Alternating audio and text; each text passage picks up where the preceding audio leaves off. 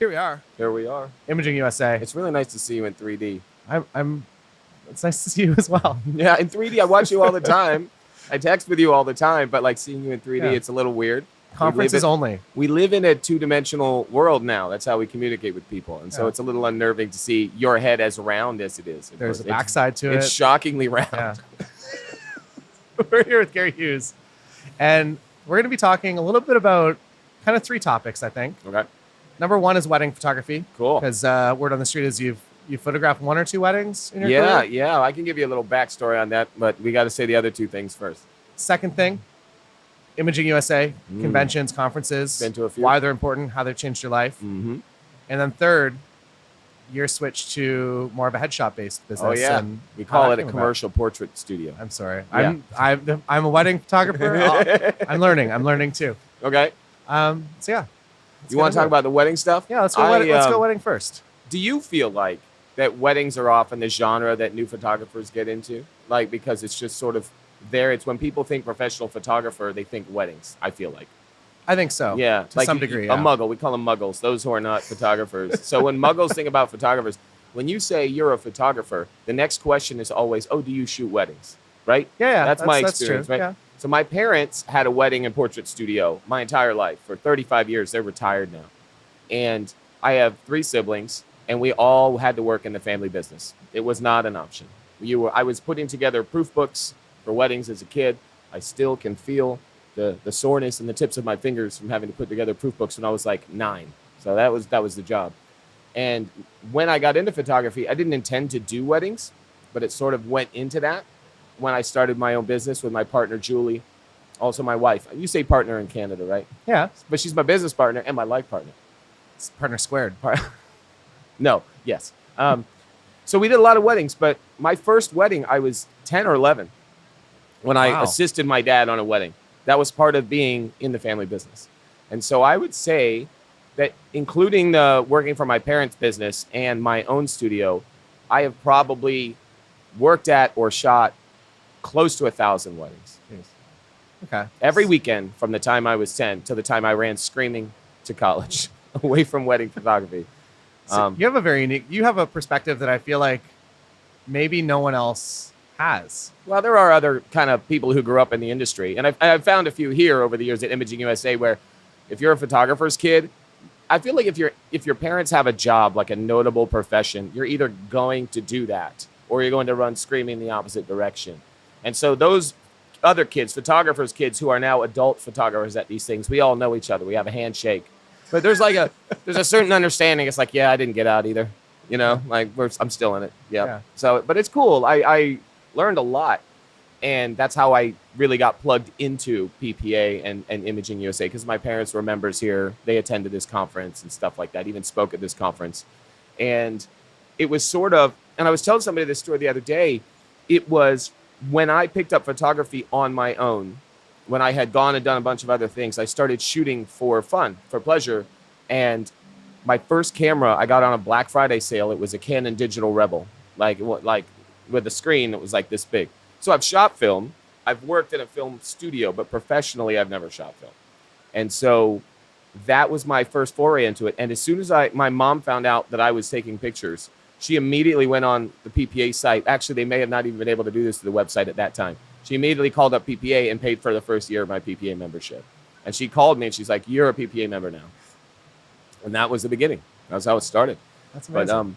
But I loved weddings. Do you love shooting weddings? Yeah, I genuinely do. What do you love about shooting weddings? Because I'm interested in that. You're taking pictures of people's parties. Like, I'm going to say I love 90% of weddings. So when you're working with your ideal couples, it's amazing. There's nothing better. That's a really good point. But then especially the early stages of your business, when you're working for just kind of like anyone that you can, because you have to make money and you have to. It's hard. It sucks. Like when your business gets critical mass and you have a strong brand and you're attracting like folks to you, like your people, when you're singing the song of your people and they start coming to you, like they get it. Because weddings can be a factory. So if I was to set up in my area and I were to just be let's say a $1,900 US dollar. So that's like 4,000 Canadian. So like a $1,900 wedding photographer, that's like 5 hours. And we used to say 5 in a disc, but it's 5 hours and all the files. A shoot and burn, as people would call it. and I had good SEO, good marketing, could put up a decent, functional, high converting website, I could find 5 wedding photographers to work for me, and I could just turn that into a factory. But sometimes that's how weddings can be sometimes. Some people just want pictures. But the people who hire you want Taylor, your kind of unique vision and voice. And that doesn't really happen until you develop a style, right? Yeah. And so I feel like you said in the beginning, I think I shot my first wedding with my own company. I think I shot a wedding, and it was like a 12-hour wedding day, and I think I did it for $900. Or yesterday, I was actually looking for pictures from that wedding. And I can't, they're on an old USB 1 external storage drive. They're not in my cloud storage that I've been using since like 2014. It's like pre that. And so I wasn't able to get my hands on them, but I really just wanted to see how bad I was. And I wanted to also, I'm trying to make a point about my style and when that developed and how that developed.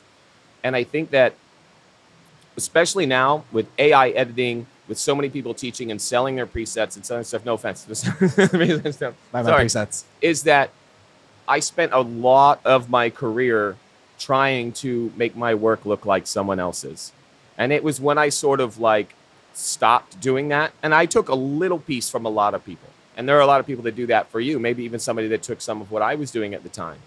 But I took a little bit, a dash of Susan Stripling here, a little pull of Jerry Jonas here. I was like little elements. But instead of, literally, I would go to a conference like this. I would see an amazing wedding speaker. And then I would completely copy their, I'd be like, I'm doing that forever. I'm buying that light modifier and that lens, and I'm going to shoot like them forever. And when I stopped doing that is when I started to develop a sense of style. And I stopped and I asked myself, what do I like? What do I want my images to feel like? What do I want people to feel when they look at my images? And when I stopped worrying about being as good as anyone else and just work in my program, which took probably 5 or 6 years into professional photography. Not that I ever gave anybody anything bad or substandard, but it wasn't mine for several years. And that's just time. I don't think you can just turn that switch and do it. And that was a really cool moment. And I started to realize that instead of getting the like, we need to hire a photographer, we started getting people that were like, we love your work and we want to hire you. And not only did that change the business for me, I started to enjoy it more, but the business became something more enjoyable to be in and be around. It's something that I liked and I was proud of. When you get past the point of, I'm trying to pay my bills, which is a noble pursuit. That's what we want. We want to have photographers, creative professionals in general, people who want to do YouTube, people who want to make something and put it out in the world. They're not happy unless they're making. They want to stop doing something that they see as mundane. They stop want to live that muggle life. They don't want to live that muggle life no more. And so I want to do the thing that I love for a living. And stage 1 is get somebody to pay me to do it. Stage 2 is make enough money where I can leave the other thing that I do that I don't want to do 8 hours a day anymore. And so all that kind of happens in a tipping point. And in my experience, it happens between like years 5 and 7 for most photographers. Some people get there faster. Some people take longer. I'd say the tipping point for style, for brand, and for confidence and for financial stability is between years 5 and 7. Because photography is a small business with a slow growth curve. So if somebody out there is listening to this, watching your channel, listening to your podcast, and they're at like year 4 and they're really, really frustrated, there's a really good chance that success is right around the corner. Or unfortunately, I feel like you don't ever get to feel successful. No. You just I feel that. Right. I get that. At what point did you stop and look around and be like, I'm Taylor Mother effing Jackson. I did it. Still never. I did it. Exactly. Still never. And so this is why this is important. This is important because we are most of us solopreneurs. We're like individual operators. Maybe you work with a spouse or partner, but maybe 2 people in your business, especially at the beginning. And these are our coworkers. These are the people who live the same life that don't want to live that muggle life anymore. They want to like do the thing they love. Some of them successfully, some of them still struggling. Not a single one of them feeling like they've got it covered, like they've made it. Everybody, and once you're around enough people that you're like, oh my God, I am not alone. That is the power of something like this, of like Imaging USA, WPPI, all of the good conferences that bring the industry people together. It's unbelievably powerful to not feel alone. Yeah. And that's why I think this is really cool. And this place is just rife with wedding photographers, packed to the gills with wedding photographers. Now, you can't swing a dead cat in here without hitting a wedding photographer. So yeah, I love it. And this is where I got some of my earliest support. People who 15 years ago I met here. that are still dear friends to this day. And you can't walk. You come to something like this with 10,000 people, and it's very easy to feel alone and isolated. But in no time, you are absolutely unable to walk across the expo floor without getting hugged 10 or 12 times. And that's kind of amazing, I think. Yeah, I think it was, for me, thinking back, I think my first WPPI was 2007, 2008. And Where was it at then? Was that MGM? Paris. Oh, that was back Paris in the Valleys. day, yeah. And yeah, I went with one friend and we didn't know anyone. And by the end of the conference, we probably knew like, not a lot, but maybe like 10 other people. It's like summer And camp, then man. You make next year friends. you go back and now those 10 people you're excited to see. And also you get introed into another 100 people. Yeah. And all of a sudden you now have other people that are going through the same struggling stage of the business that you're in. Yes. And you have somebody to talk to. And also there's somebody that doesn't live where you're at. So you can actually give each other what's working for marketing too. Yeah, absolutely. Really cool. And community over competition is one of those things, but it is a good chance to get people outside of your market. We have a lot of people here from our local PPA affiliate in Orlando, and we have a group that meets monthly. And there are probably about 30 of us here from that group. And we usually meet up for a group photo and, and we're all really helpful towards each other. But it is really cool to see what other people in other markets are doing and to be able to share those ideas. Accountability helps your business be successful more quickly. And you don't really get to experience that until you are in with other people trying to do the same thing. So yeah, this is an unbelievably cool event that I've missed one in 14 years. And I come every year. I go to a lot of the conferences because I speak. But one of the cool things is some of the scrubs, some of the dirtbag degens I started with myself and others are speaking on the platform now. And that's mind blowing because I remember my first Imaging USA. I went into, it was Jerry Jonas, and he was given a wedding program. And I've told him this story too. And what's funny is now it's like, I've become friends with him and many other incredible educators who've been doing it even longer than I have. And I walked in and I could never do that. I could never be that. And every presentation was a magic show. You remember that feeling? Yeah. Like that feeling, it felt so far away and so distant and so unachievable. And then time goes and you're one of the people. So I think it gives you the opportunity, these community organizations, they need talent. They need people to be involved or they cease to exist, right? And so a lot of those people you're coming up with, including yourself, are going to be those people empowering the next generation of people who are also struggling, self-loathing creatives. So maybe to speak quickly to that, something interesting that I think happened, I started teaching probably way before I should have, looking back. Same. But there's no right time. If you ever feel like you're there, you shouldn't teach. Exactly. So I went through some stuff. I figured some shit out. And I was like, okay, I'm going to tell people what I learned.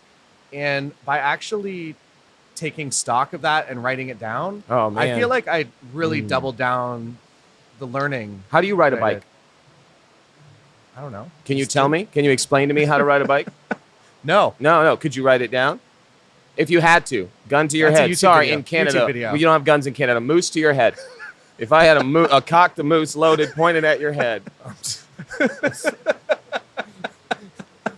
Tim, do not cut that out. That was my finest achievement, that joke right there. Could you explain it? No. Because a lot of things that we do creatively, we do intuitively, and we haven't actually thought about the process. So like you said, when you teach anything, when you write an article about something, when you write it down, you have to sit and analyze it because you have to explain it to someone else. And teaching, which is the natural progression of paying forward what other people have given you, it helps you be better at your job too. I think everybody should give it a shot. I mean, some people it terrifies them, but sharing information, creating content to help other people along, that's really cool, and it makes you better at your job, and it gives back to the industry that you've been growing in, you know? And it's an interesting progression, I think, too, to go from that solo creator doing everything yourself. How many employees do you have now? 12, 15, 20? 75. 75. Golly, that changes your tax bracket, doesn't it? In Canada, that's brutal. It's management now. I'm a manager. Oh, yeah, that's good. It's good way to be. Yeah. No, Does everybody hate you and talk about you behind your back? Do they stop talking when you walk into a room? Factions. Yeah. It's a big deal. But no, I have an editor that I work with, and then I use a lot of AI editing too now. That's really changed my workflow. But yeah, it's basically myself and trying to do everything and figure it out still. Yeah. Yeah. And there's a lot. I've been talking for like 3 solid days, so my voice is breaking. And we're supposed to have secret karaoke tonight, so I have no. Well, voice. You're gonna have a raspy. Yeah. Yeah. I should probably you can do use Bob that. Seger. Yeah. I'll do some Bob Seger numbers.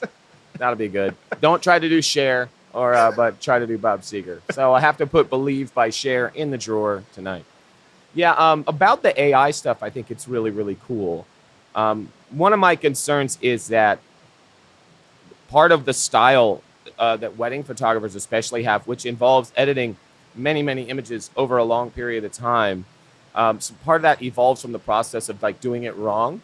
And I have a little, I mean, this sounds like the old gray mare or whatever. Like I get it. But part of the process is doing it badly until you get it right. Not like this thing, I did one and then it does it all for me. So I have a concern about the lack of tribal knowledge being passed forth from person to person because of the way that we learn. And as someone who educates online, you don't even think of the things. There are little things that you do day to day that would change someone's life that you would never think to make a video about. You know what I mean? Yeah. You'd never be like, that's worthy of being content.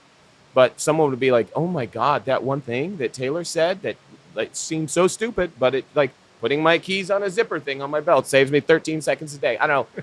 But it's at these types of events where that I almost always learn more at the bar or at a restaurant or hanging out in rooms after hours with friends when we're talking shop than I do in classes, because people tell you things as you're chatting that they would never think to put into a class. And I think that's a really important part of like going to things. I'm not against online education. I think it's amazing. And if you need to know how to change a headlight on a 1995 Honda Civic, YouTube has got you covered times 1,000. And I mean, I look up everything on YouTube. YouTube is like the greatest search engine in the world. And there's so much I've learned from friends like you and John Gress and Vanessa Joy and other great educators, Seth Miranda, people who really put it out there and put out real useful information. But there's just those little things. Like there's a software that somebody uses that like who shoots volume school and sports, and it allows people to check in and text them when their turn is up.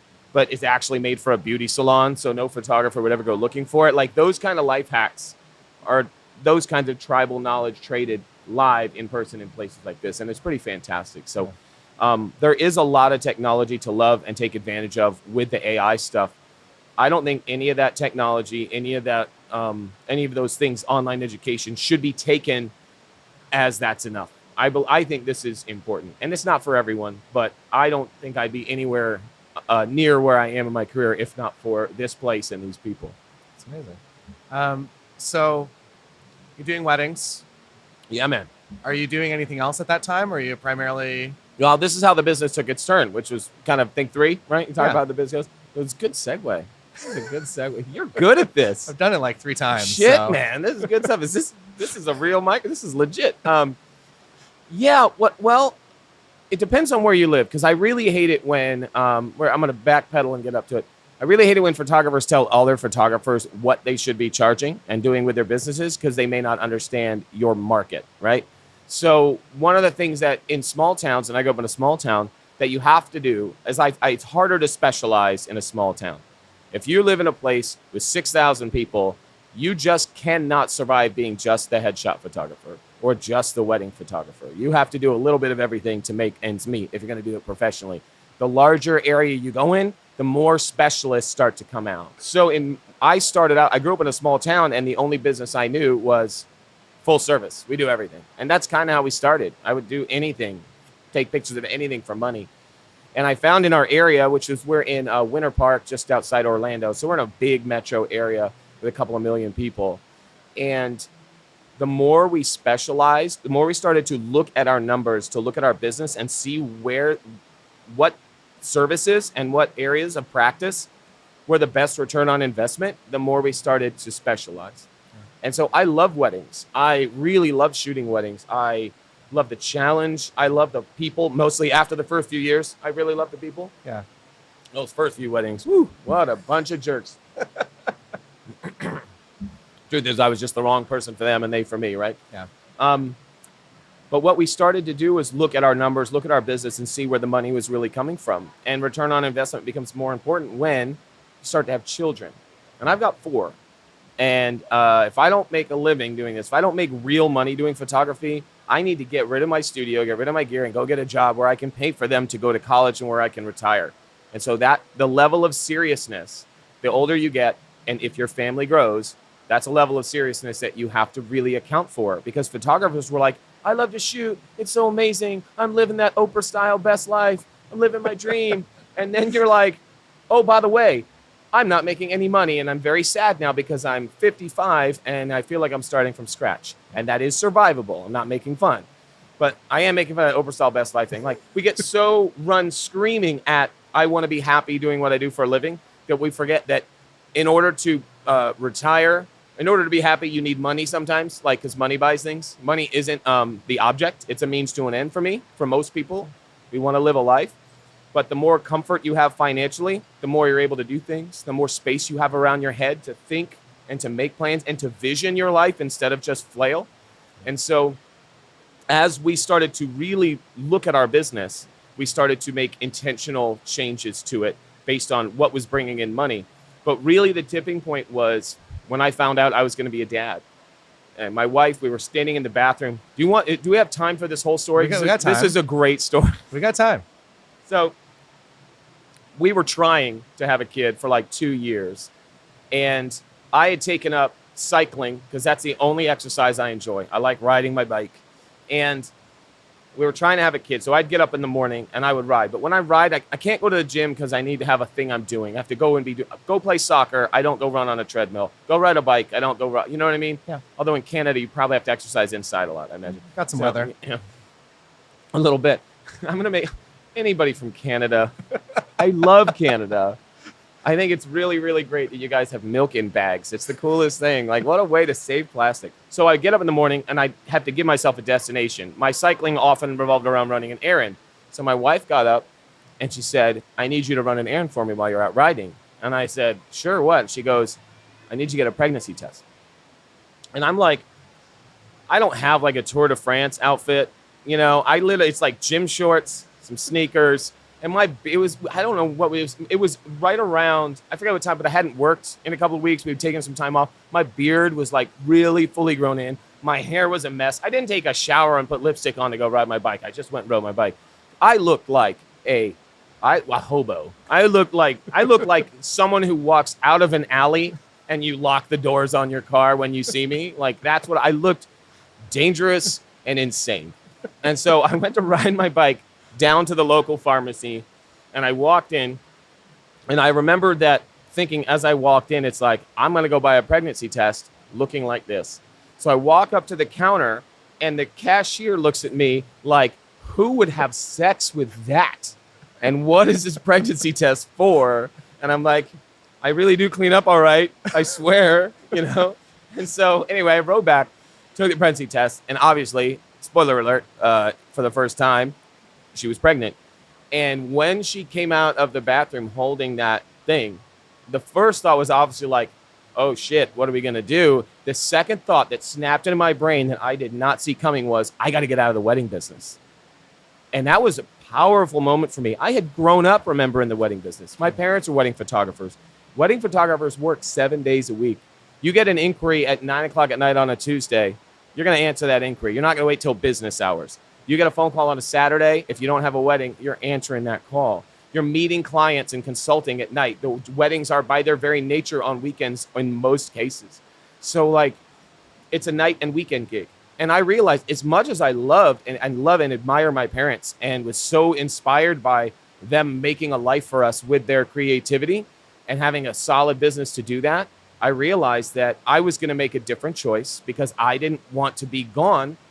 They're going to be in school during the week, and I'm going to be gone nights and weekends, wedding meetings, engagement sessions, and family portraits, and weddings, and Saturdays and Sundays. And I was like, that's it. And it took us about almost 2 years to get completely out of the wedding business because you obviously have weddings that are booked far out. And I don't have anything against it. And in fact, I sometimes really do miss it, the exhilaration, the excitement, the challenge. And when you have a kid, watching the daddy-daughter dance is quite a bit of a different experience when you got a new baby daughter that you go home and you hold. Like, you're not making fun of Butterfly Kisses anymore. You're not making fun of that song. You're crying like a moron, like snot dripping out of your nose and trying to not get snot on the back of your camera. Like, it's power. There's a lot of cool, powerful stuff that happens at a wedding. And I really do believe in that. I think that when people make that choice and it's two great people and two great families coming together, there's something really powerful about those wedding stories. And I just said it was a business decision and it was a family decision.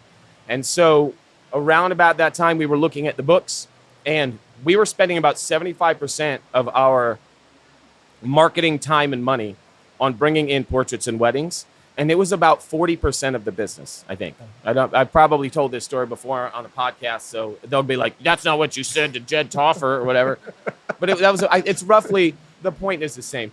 And we were spending about 25% of our marketing and energy and money on bringing in headshot clients, and not even professional headshots, because it was barely a thing, mostly actors and entertainment. But as it started to happen, a few things were happening at the same time. LinkedIn, Facebook goes to the public. Everybody starts communicating through social media. Twitter comes out around 2006, 2007. All these things happen, and everybody who has a job needs a picture of their head. And I got a phone call, and it was like, we photographed a lot of actors. We have entertainment in our area. So I SEO'd. I optimized our website for SEO for headshots, never thinking about professionals, only thinking about actors. And Orlando and Central Florida have been an entertainment market way, way back. And so we had a little sideline in that. But then I got a phone call one day, and it was an old man. You could tell by his voice. You know how I knew? The same way that you would know. Don't judge me. An old man called me on the phone. And he says, do you photograph anybody who's not young and good looking? And I was like, right then, synapses just started firing my brain. I can feel it. Like, and I was like, I have been doing this so wrong this entire time. I'm trying to go after this tiny little entertainment market. And I walk outside, and every window, every door, there's somebody sitting in a cubicle that needs a picture of their face. And I should be the one to do that. The market is almost infinite. I had a guy I taught a full day class day before yesterday. I had a guy in my market who I know well come and take my class where I taught everything I know about how to run one of these businesses to do headshots. And he called me ahead of time. He's like, is it okay if I take your class? I was like, come on down. You, me, and everybody we know could try and photograph every headshot in Orlando, and we die trying. Like, the market's huge. Like, do you know how many weddings there are in the United States every year? I don't actually. A lot more than Canada. A lot more. No. We believe in America and marriage, you bunch of godless heathens. No, about 2.5 million. Okay. About 2.5 million weddings a year in the United States. Now, if it's good, let's say if you're good at your job, you're photographing, let's say, call it somewhere between 30 and 75 weddings, depending on your pricing model, depending on your business. But you're going to be also competing against, for 2.5 million wedding clients in the United States, 5 million wedding photographers. Right? Yeah. So the market is relatively small compared to the amount of people trying to get that work. It's very competitive, especially at the bottom. It's very competitive. Once you get that, as we said, style, price, you find your people, competition isn't a problem anymore. People go to your website, they go to your Instagram, they look at your work, and they're like, that's Taylor Jackson's my guy, and no one else will do. And that's where you get to eventually. But in the beginning, very competitive, and you're there at bridal shows, like begging for people to talk to you. It's so sad. Isn't it sad? I'm sorry, wedding photographers. I really do love it. So basically what was happening was I realized that the market for headshots isn't 2.5 million weddings. It's 150 million human beings. That's a pretty big difference in the size of that market. And at the time, no one in my area was specializing in it. And even still, although after, like, Peter Hurley comes along, I'm out there teaching it. Guys like Dave Kalmbach and Mike Price and people who are out there, John Meadows, teaching headshot photography and how to make money doing it, getting the word out there as much as we possibly can.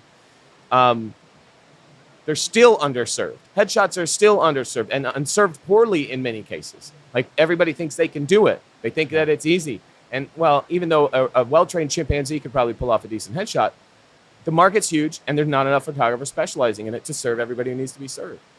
And so that was it.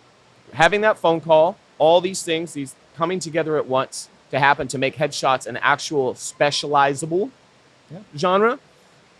And becoming a dad and all that, like that hurricane, that soup, that perfect storm, and having that one moment of clarity where I just went, that's what we're doing now, you know? And that was everything. And from every moment that we've specialized more and specialized more, we make more money, we have more free time, we have happier clients, and we're able to do that in our market. So if somebody's out there in what's a really small like BFE town in the middle of nowhere? Letterkenny. Letterkenny. So Letterkenny, the real place, Letterkenny. Listwell Listwell is the real so, town. so if you have listy problems, if you're out there in listy and you're trying to specialize as a headshot photographer, maybe you won't be able to do that. But in general, the more you narrow your style, your focus, your marketing message, and all the things that you're doing, the more you find your people, the more money that you make.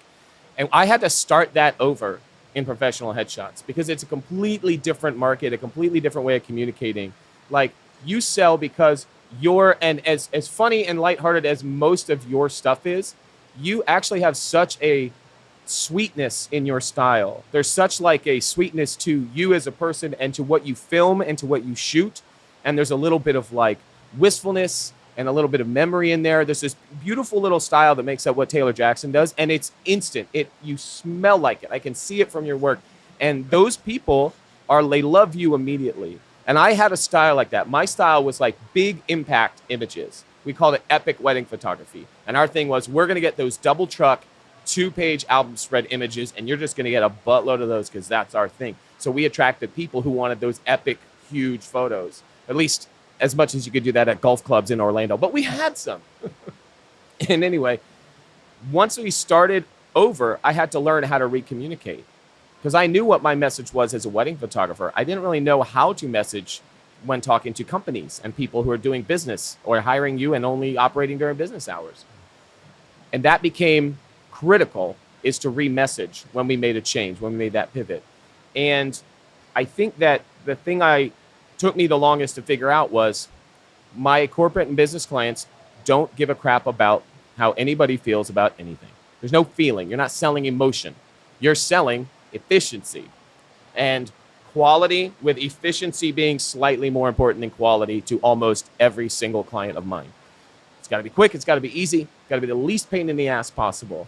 You got to be accessible. You got to be efficient. You got to deliver quickly, and it's got to be on budget. Like it's a totally different world. And once I learned to speak corporate, we got more successful. And so one of the things I think people do in my genre a lot is they try to convince people they need a headshot in their website.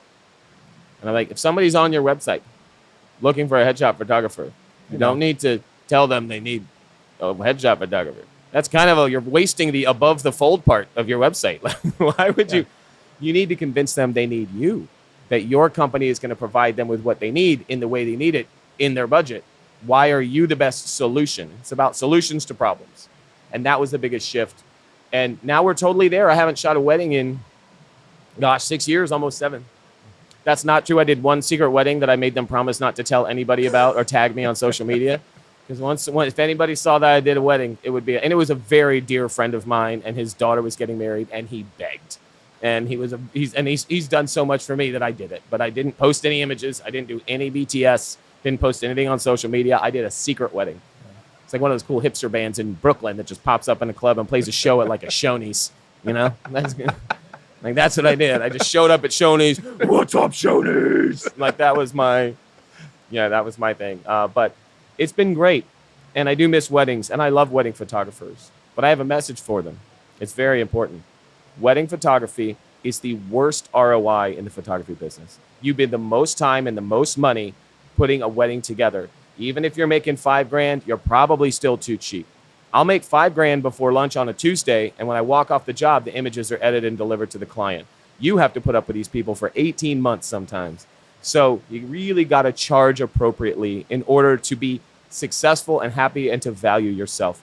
Wedding photography is a priceless gift. And the older I get, the older my kids get, the further away I get from my wedding day, the more important those memories become. And those 25-year-olds whose wedding you're photographing have no freaking idea how important that's going to be to them. Ask yourself this question. If they bought a wedding album from you and you said, okay, this wedding album costs $5,000. And what's going to happen is 10 years from now, I'm going to call you on your anniversary and I'm going to offer to buy it from you for 10. Do you think you'll sell it to me? And they'll say, no, hell no. On your 20th anniversary, I'm going to call you and I'm going to offer to buy it for 20 grand. Are you going to sell it to me? No. I'm going to call your kids the day that you die. And I'm going to offer to buy that wedding album from them for $50,000. Would they sell it to me? Hell no. Not in a loving family anyway. I mean, I'd sell my parents' wedding album probably. Like, no, I'm kidding. But you get the point is, wedding photographers are out there undervaluing themselves. And when you really pour your love and art into it, it is an incredibly important work. It is history. It's all that's going to be left of people one day for their descendants, for generations. We have so many photos of like my grandparents and great grandparents and their families in the big early days of photography, the late 1800s. We have these big black and white prints of like their whole church got out in front of the parish and did like a church photo. And I could see my great grandma in the front row, you know, like it's amazing. And if somebody hadn't done that and saved it, I wouldn't know what she looked like. That wild? Yeah. Like, so charge appropriately. Take care of yourself. Not you. You do all these things. Charge appropriately. Take care of yourself. Value yourself. And make sure that you're getting paid what is worthy of the job. And you can find those people that will pay it. And do what you got to do to make a living in the meantime. Drive Uber. Doesn't matter how you hustle to pay your bills.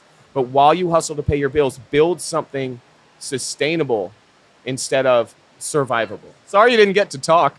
No, this is amazing. I enjoy listening to podcasts, so I hopefully that's worth it for some. I was on the PhotoBiz X podcast a couple weeks ago, and poor Andrew, he's such a lovely man, and he didn't get to say like 5 things. I paused twice. Well, I think there was a ton in there. Good. I hope so. I'm so happy that we were here. We connected. We did this. Thanks. Where can people find out a little bit more about you? If you want to follow my educational stuff, I have a YouTube channel. As of like yesterday, I just crossed 7,000 subscribers. It's slow, but I'm building something I'm really enjoying doing in my spare time. Thanks, Tim. In my spare 7K. Yeah. Whoa. Sounds like you're making fun of me. I'm really proud of it. I built it kind of on the side while running my business and raising my kids with my wife. And so it's not something I can do every day. But when I have an idea and I think something's important, I make a video about it. And it's been really neat to do it that way. I'm also on Instagram and YouTube are Gary Hughes Official.